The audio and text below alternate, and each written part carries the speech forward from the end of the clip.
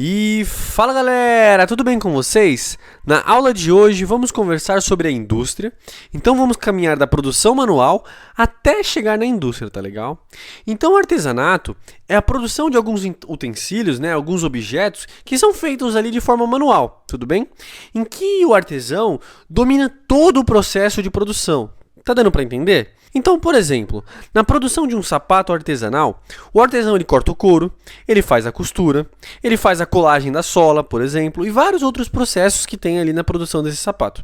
Então, uma única pessoa faz todos esses processos até conseguir entregar esse sapato, esse produto final, tá legal? E todo esse processo artesanal, ele é caracterizado por uma pequena produção. Então essa maneira de produzir, ela predominou até o século XV e ainda existe como uma importante fonte de renda para várias e várias comunidades, tá legal? A partir do século XVI, disseminou-se então a manufatura, que é caracterizada pelo uso de máquinas simples e pelo trabalho de um grupo de artesãos sob o comando de algumas pessoas mais ligadas aos negócios. E com isso começa a iniciar o processo de divisão do trabalho. Lembra que eu comentei com vocês na primeira parte que essa produção desses utensílios, baseados aí nesses artesanatos, o trabalhador que fazia então aquele sapato, como eu utilizei de exemplo, ele fazia todos os processos. Ainda que ele não fizesse todos os processos, ele entendia etapa por etapa de como era feito. Tudo bem?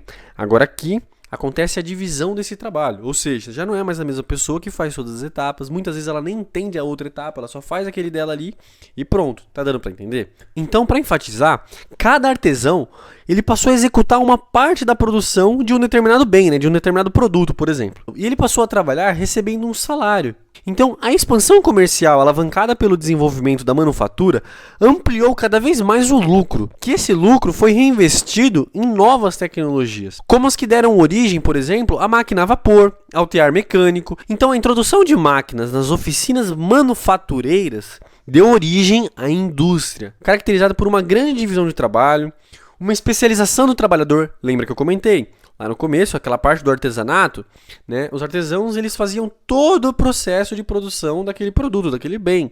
Mesmo que não fizesse, que tivesse ali um ajudante, ele entendia todo o processo produtivo.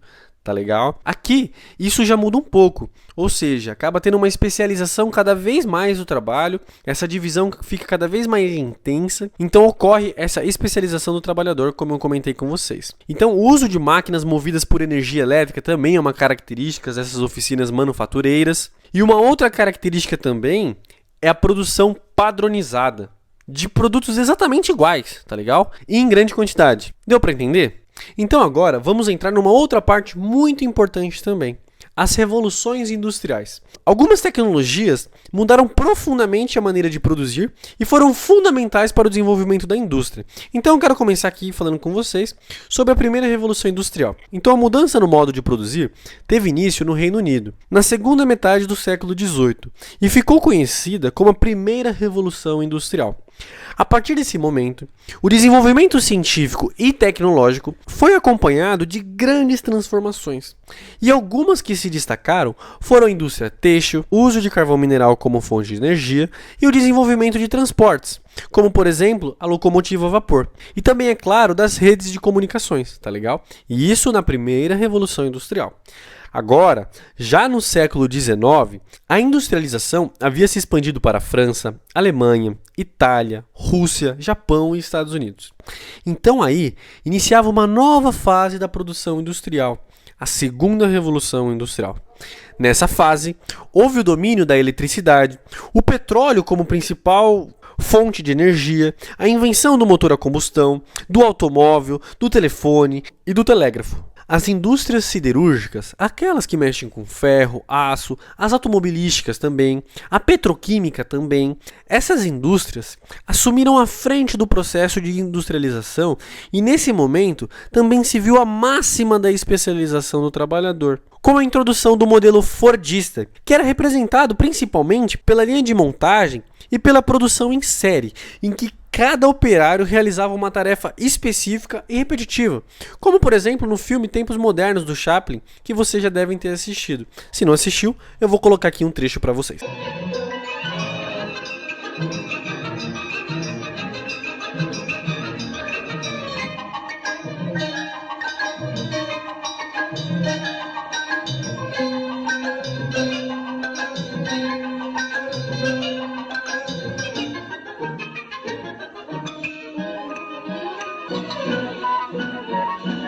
Então vamos dar continuidade. Já na segunda metade do século XX, após a Segunda Guerra Mundial, o desenvolvimento da eletrônica e o surgimento da informática inauguraram a terceira revolução industrial. Com ela, houve um grande desenvolvimento das telecomunicações, da internet e da engenharia genética, claro. A indústria ela ganhou um novo modelo de produção, o toyotismo. Nesse modelo, a produção ela era flexível, ou seja, ela era feita sob encomenda, adaptada ao gosto do consumidor, ou seja, ela era personalizada. E a organização do processo produtivo é realizada em tempo e ritmos exatos. E também, é claro, com estoques mínimos, que esse sistema também ficou conhecido como just-in-time. Tudo bem? Então, embora o petróleo ainda seja a fonte de energia mais usada, há nesse momento o desenvolvimento de energia nuclear, solar, eólica e também a utilização de biomassa. Então, no final do século XX, houve uma relativa desconcentração industrial, ou seja, houve uma transferência das fábricas para alguns países menos desenvolvidos, onde ali a mão de obra era mais barata e a disponibilidade por matéria-prima era muito mais abundante. Deu para entender? Ah, agora eu entendi! Agora eu saquei! Agora todas as peças se encaixaram! Então com isso eu encerro a nossa aula de hoje. Eu espero que vocês tenham gostado. Qualquer dúvida, por favor, nos mande. Ah, uma última coisa. Não se esqueça de se inscrever no nosso canal, deixar o seu like e, claro, uma sugestão para um próximo vídeo. Até a próxima!